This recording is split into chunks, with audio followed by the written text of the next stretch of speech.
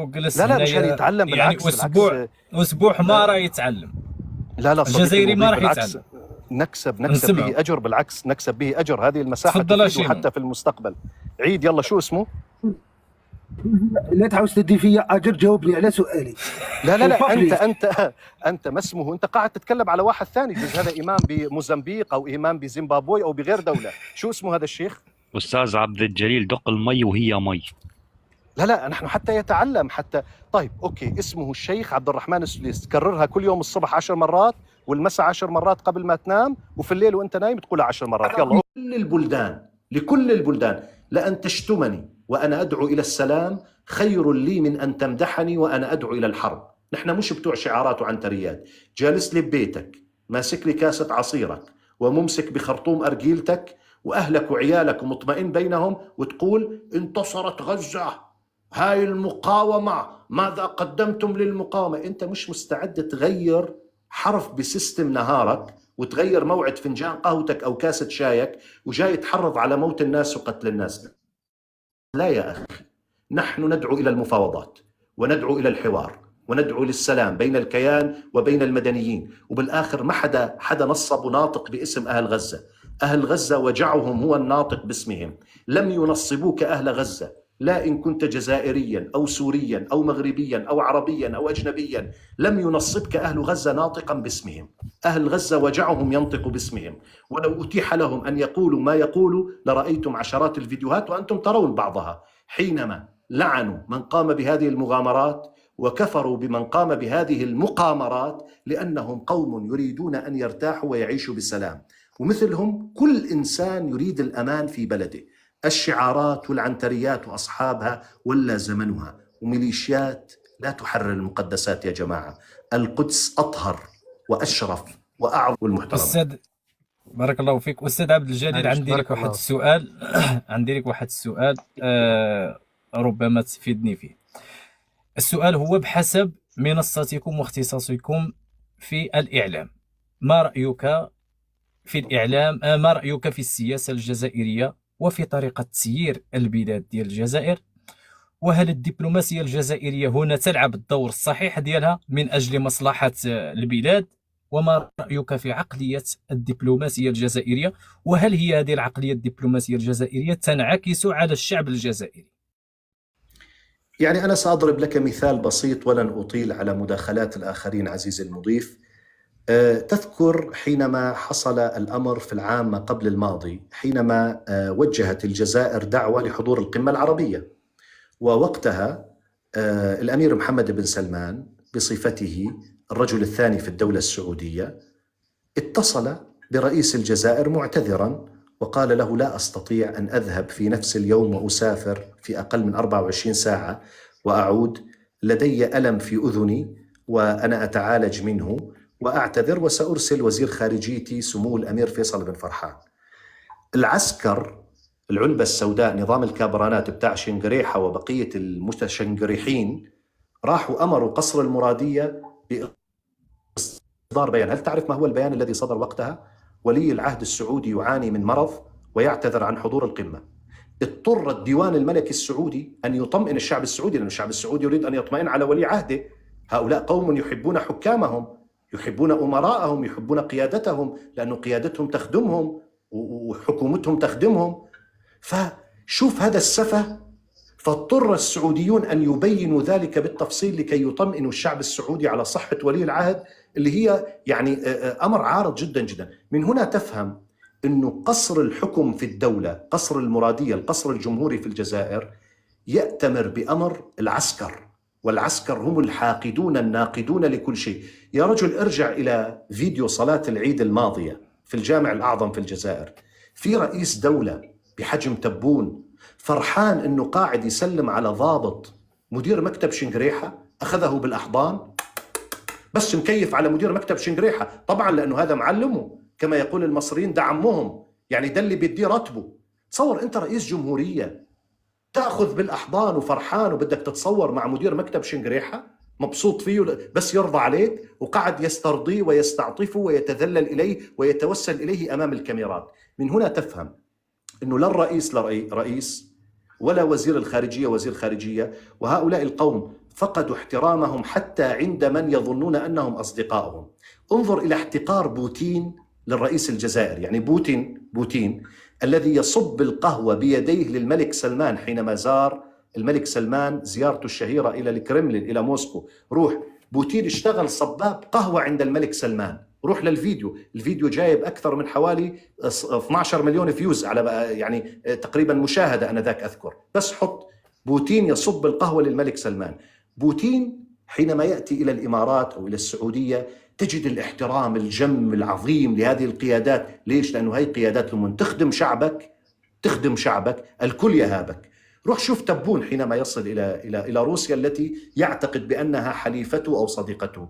ذل إهانة وعدم احترام له. عرفت شلون؟ لأنه أنت حينما تكون لديك شبه دولة. لذلك شوف أنت تبون ونظام الكابرانات في السنوات الأخيرة على من يدور؟ على الأيارنة. الفاشل يدور على الفاشل. فأنا لا أعتقد بأنه الحالة في الجزائر تشبه دولة. الدولة تحترم نفسها، الدولة تخدم مواطنيها. يا رجل قبل 2 لا أعادها الله ونسأل الله أن يحمي الجميع، حصلت حرائق في الجزائر. بس حط أنت على أي منصة تواصل اجتماعي حرائق الجزائر. يا رجل تصور المسؤولين عن ما يسمى المصالح الإطفائية أو المدنية أو إطفاء الحرائق مساكين لا يملكون ما يلبسونه بأرجلهم، شايلين اسطولة مي. ما بعرف إذا تعرفوا ما معنى بالعامية سطل المي، أي قارورة الماء الكبيرة أو غير ذلك. ما عندهم حتى خراطيم مياه. دولة بلا مؤسسات، بلا ميزانيات، بلا خدمات، شعب بلا عمل، عملة متدهورة. والجزائر تعوم على ثروات لا يعلمها إلا الله. الجزائر دولة غنية أستاذ. الجزائر دولة نفطية غازية، دولة تمتلك كلها منهوبة. بجيب شنقريحة، بجيب بقية العلبة السوداء، ويعطى لتبون الفتات. والآن شوف شو ساووا فيه، وعلم على كلامي. دفشوه لكي يهاجم الإمارات قبل الانتخابات، سيرفضونه ويطردونه. نعم أستاذ عبد الجليل، تحياتي لك. ربما نطرح عليك سؤال ريثما تعود. أعطينا باش نجاوبوا الأخ عبد الجليل. أنا نعطيك شنو. أنا الأستاذ عبد الجليل غنستافد منه معلومات بحكم المنصب ديالو والمهنة ديالو، وغتستافد منه انت شنو. السيد كيعطي معلومات قيمة اللي ما غتلقاهاش لا في الجزائر لا في مواقع التواصل الاجتماعي. عندي سؤال باغي نستافد منه نطرحه عليه، وديك الساعات ما غاديش تجاوب أستاذ عبد الجليل، عاد جاوب الإخوة اللي معنا هنايا. نتسناو غير يجي، ربما جا عنده شي، سمعت الباب كتطرق. ديروا له ابوني، تابوناو عنده. ربما غادي نبقاو تستافدوا منه. حنا بغينا هذا معكم في عين السمع، واخا استاذ عبد الجليل. المهم استاذنا، بما انك يا استاذ عبد الرحيم اعلامي ولكم الدرايه والمعلومات على يعني وعلى اطلاع بالاخبار والاحداث العالميه، كيف ترون سيروره الانتخابات في الجزائر؟ يعني هل هي هذه الانتخابات في الجزائر خانتها الطبيعه؟ يعني احنا كنشوفوا من المعروف عبر تاريخ الانتخابات في هذه البلاد ان تكون هذه الانتخابات مرفوقه بصراعات داخليه بين الاجنحه، سواء صراع المؤسسه الرئاسيه مع الجناح العسكري اللي هو معروف انه هو الحاكم الفعلي في الجزائر، وصراع آخر من نوع آخر، صراع داخل التكنة العسكرية فيما بينهم. والصراع الأول والأخير يعني بين هذه المؤسسات من أجل المنصب وليس من أجل نصرة الديمقراطية في الجزائر. إذا أنت أستاذي، يعني كيف كتشوف سيرورة هذه الانتخابات في الجزائر؟ هل هي طبيعية أم خانتها الطبيعة ديالها؟ أنا بس دقائق أكون معكم إن شاء الله، بس أجيب. ما إذا سمحت لي بس أرد على النقاط اللي المغالطات الجليل، يعني باش ما نخرجوش لواحد النقاش، راك عارف العقلية الجزائري، ما بغيتش أنا تقال شي كلمة اللي قبيحة هنايا ومعنا هذا الأستاذ الجليل. لذلك حتى لا غتناقش مع الجزائري راك عارف المستوى ديالو. إذا كون على حاضر أخويا بطار. شغل يدي وحياة عينيا. الله يحفظك، بارك الله فيك. لا بس اني حبيت ارد على مغالطاته في دعم الكيان الصهيوني. الدولة الجزائرية المشكلة انهم يهطرقون بدعم او تطبيع الدول، وهي من تدعم الكيان الصهيوني للاسف ضد اخواننا في فلسطين. الأستاذ قبل شيء يقول لا نستطيع رفض أي طلب لأمريكا، ونسى يقرأ في التاريخ بأن بايدن حضر إلى المملكة العربية السعودية وقبله رئيس بريطانيا لرفع إنتاج البترول للضرر بروسيا، وتم الرفض. وبالعكس خادم الحرمين الشريفين ولي عهد الأمين خفضوا إنتاج البترول نكالة بأمريكا. نجد أن السعودية رفضت ضرب الحوثيين من أجوائها، هذا الدليل نحن لنا سيادة في دولتنا. ولكن أنت أيها الجزائري مغيب عندما أجد أن فرنسا تضرب ليبيا مالي، إخوان المسلمين في مالي، عن طريق الأجواء الفرنسية ولا تستأذن من دولتك. أليس من حقي أن أسأل لماذا؟ عندما أجد أن ليبيا انضرب دولتها من طائرات أمريكية بأجواء جزائرية، أليس لي الحق أني أسأل لماذا؟ أنا كرجل مسلم لدي غيرة على الدول الإسلامية. عندما تدعي سديس. ثانيا، لا يوجد شيء في السعودية اسمه إمام الحرمين، مش هو يقسم حاله نصين يطلع للمدينة ويطلع. يوجد شيء اسمه الرئاسة العامة لشؤون الحرمين الشريفين، يرأسها هذا الرجل. يا أخي جاوبني على سؤالي. اسمع يا أخي، اسمع. أنت جاي تعلمنا، أنت تتعلم، تستفيد. أنت هذه الجلسة معنا تستفيد بها، تضعها في CV حياتك، يوظفونك عليها. يا أخي أنا مستفيد، جاوبني على سؤالي. تعلم. جاي لا تقاطعني، لا تقاطعني، تعلم. أنا بس أول شيء أصح لك أشياء. استفدت الآن. ما اسمه أول شيء عد لي اسمه الآن. ما اسمه؟ عاود الاسم ديالو شينون، الاسم ديال عبد الرحمن. يلا عيد الاسم الآن حتى أتأكد أنك افتح المايك، افتح المايك شينون، افتح المايك. راح بعث لك افتح المايك. عبد الرحمن السديسي. ليس السديسي. في شيء اسمه السديس مشان احنا لغتنا هكذا بدي ارجع نقولوها هك. يا اخي جاوبني على سؤالي، خلينا لا اول شيء يجب ان تلفظ اسمه صحيح حتى تتعلم مشان اكسب فيك الاجر. يا اخي جاوبني على سؤالي، ما تهربنيش من السؤال. لا جاي اجاوبك. انا لا يوجد لدي اي سؤال اتهرب منه، اجاوبك واجاوب اصولك وفروعك، عرفت شو؟ ما عندي اي مشكله، اجاوبك من هون للصبح. لكن اول شيء قل لي اسمه، لا تخربط في الاسماء. يلا قل لي اسمه، عيد اسمه صحيح. يا اخي عبد الجليل والله لو جلس لا مشان يتعلم، يعني اسبوع ما راح يتعلم. لا الجزائري ما راح يتعلم. نكسب به اجر، بالعكس نكسب به اجر. هذه المساحه تفيده حتى في المستقبل. عيد يلا شو اسمه؟ لا تعاوز تدي فيا اجر، جاوبني على سؤالي.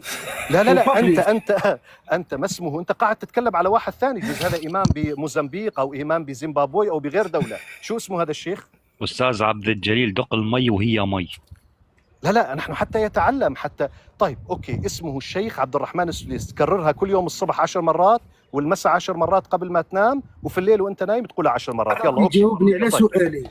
ناتي الان. اولا انت تهرف بما لا تعرف، ليس هذا تصريح الشيخ عبد الرحمن السديس. يا هذا تعال اعيد لك تصريح الشيخ عبد الرحمن. راي في اليوتيوب، ما تخلينيش نطلع لك كيفك اليوتيوب. انتظر، هو غيعيد اليوتيوب. انت اليوتيوب ليش انت تعرف في اليوتيوب؟ انت يجوز داقق لك على شيء موقع اخواني محرف الخبر على كيفك، عرفت شلون؟ اليوتيوب شو اليوتيوب مصدر على كيفك. انت ليش تخترع لي؟ اسمع يا هذا يا صاحب الحساب الوهمي، حينما يتكلم النشمي اسمع يا وهمي، اسمع يا وهمي، اسمع حينما يتكلم النشمي حتى جاوبني على السؤال. ما تهربليش على السؤال، جاوبني على سؤالي. جايك يا والجايك هو غير جاوبك. صبر شينو، اسمع يا شينو. لا حول ولا قوة إلا صاحب القلعتين.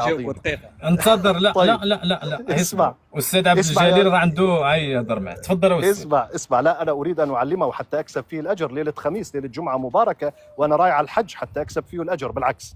طيب شوف يا صاحب السؤال، أولا اسمه الشيخ عبد الرحمن السديس، اتفقنا. اسمه الرئيس العام للرئاسة العامة لشؤون الحرمين الشريفين، مشان تتعلم. ما في شيء اسمه إمام الحرمين. ما نقدر نقول والله إمام فرنسا وبلجيكا، شو قاطع حاله نصين، نصه ببلجيكا ونصه بفرنسا. بس مشان تتعلم، المدينة المنورة ومكة كم تبعدان عن بعضهما؟ عشرات الكيلومترات.